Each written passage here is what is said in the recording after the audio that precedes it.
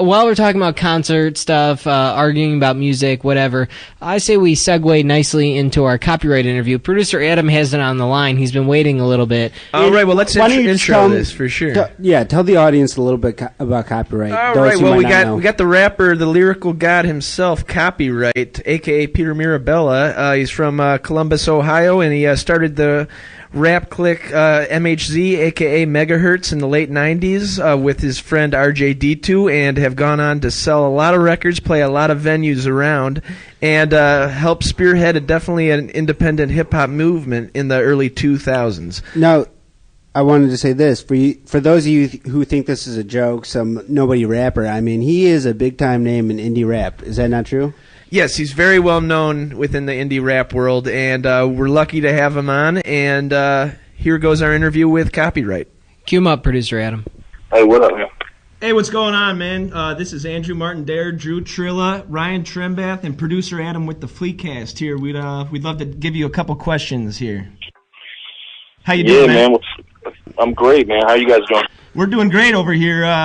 Heard you got a new album called The Life and Times of Peter Nelson out on Man Bites Dog Records. Could you tell us a little bit about the making of it? Man, I went out to California. I just tried to make a real honest hip-hop album, you know, try to basically talk about everything everybody thought I was going to avoid and make some raw hip-hop at the same time, and that's basically it. All right, sounds good, man. Yeah, we've been listening to it all the last couple of weeks since it's come out. But I see you're working back with RJD2, and you might be reforming the Megahertz crew. Can you give us any details about that, or maybe a new album coming out in the following year? Yeah, we're working on the new Megahertz record coming out beginning of next year, so everybody look out for that. Me, RJD2, Tage with the T's, Future. Yeah, Tage. Motormouth. Yeah. And Takada Motormouth, man, and rest in peace, our brother Kamuteo. Oh, definitely. You know, we've got a little, you know, little hip hop legacy that we're trying to carry on, man. You know, I mean, that's one of the founding members, and he's no longer here, so we're gonna try and rep this shit the best that we can for him. Well, definitely, man. It sounds like you're keeping the legacy alive for sure. And well, basically, with the Megahertz, yeah, Table Scraps was definitely one of the biggest album on the independent scene in the early 2000s. Definitely inspired a lot of other cliques too. We'd like to ask you, coming to Chicago, is there any venues that you love playing the most? Shit, man, what's out there? The Metro? Yeah. Metro's dope. What's that other venue Necro played just not too long ago? Let me ask you, what do you think is the illest venue? What venue should I hit up when I come out there next? I would say, this is Drew Trilla here, I'd say absolutely the Metro. It's owned by Joe Shanahan, and actually it's a place where Kurt Cobain and Courtney Love hooked up for one of the first times, and after watching the Shotgun video, which is amazing, by the way, congrats on that. Thank you. What also interests me about the video, though, is the subject matter. The hook mentions Kurt Cobain. It also mentions Billy Corgan, so you're obviously familiar with the history. What made you want to write about that? The beat was crazy, man. I honestly wanted a flimsy little shitty beat. And, I mean, I know the beat is weird. It's a little keyboard. I wanted a real, honestly, that was the one song that I did that was just for me, where if anybody else liked it, cool. But I just wanted some weird little shitty beat. I just wanted some weird little random song on the album, and that was it. No, yeah, I could dig it. Is there a particular reason why you mentioned Kurt Cobain? And I noticed on another song on your album, Wish You Were Here, there's a sample of a Cobain interview, I think. Yeah. I mean, I just respect him a lot, man. That's him and Biggie are some of my favorite artists, and that's why I did Wish You Were Here. I just those are the two artists that I know their life so well that I felt like I could write from the perspective of them from the hereafter. So I just took it that route, and I'm a Cobain fan, man. What can I say? Oh yeah, I don't think there's a lot of people out there that aren't Cobain fans. But yeah, for the new record, are you going to be touring or promoting for it, other than doing the videos? Because we're going to be posting the video on our Facebook and try to blast it out there on our Twitter. But any other tour coming? Yeah, man, definitely going on tour with Planet Asia. Probably got some shit in the works with Vast Air, because Vast Air just recently signed to Man Bites Dog also. So I did hear that he's got an album coming. Is that true on Man Bites Dog? Yeah, man, shit's crazy. Cool. Crazy.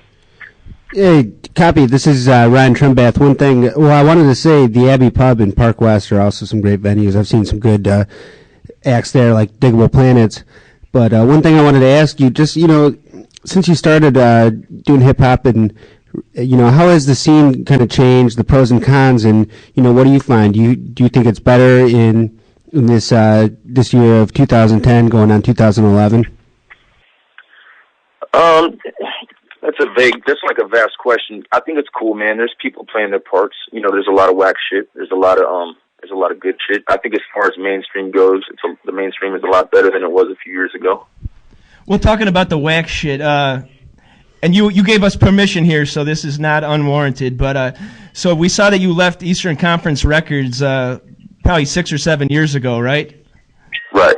And you're no longer down with Cage and DJ High and Mighty and stuff like that. I mean, it's no disrespect to Cage and the Weathermen, and my whole beef with High and Mighty is that they owe people money. And they haven't paid up. Gotcha. Huh. And they made it difficult for me to re-release the High Exalted. That's why I didn't put Sour and theme music and Let Me In on the record. Yeah, because those were Milo beats, right? He wouldn't sign it over. Yeah. Yeah, he's just being, he's being difficult with he said he would give a verbal and he wouldn't sign it over. So he was just being difficult with the shit, and it just pissed me off. So yeah. That's why I did that. All right, well, just more industry bullshit, right? But yeah, and basically, I think the music's going downhill over there. Where in your album, it's just as tight as you've ever been. I think, like a Cage, ever since he lost the weight and then grew the emo haircut, seems like he's been a little bit of a lesser artist in my eyes. But it's good to see you keeping the flame alive for sure. Hey, appreciate it, man. All right, is there anything else you'd like to plug on our Fleacast? You can download the Fleacast on iTunes and follow us at Twitter at Fleacast. Just go buy the record, Life and Times of Peter Nelson. Buy the High Exalted too. Fuck it, why not? Oh yeah, had it since the day it came out. Love your style, Copy. Thanks so much. Well, hey, Copyright, where just Appreciate real quick it, before you go, how about throw a plug out there? Where can people find you? Copywriteworld.com, and follow me on Twitter at Copyright. All right, sounds good, man. Thank you so much for doing the call-in, and we'll look forward to seeing you when you come by the Windy City soon. So, word up, man. Appreciate the time. All right. Thank you, Copy. Yo, peace.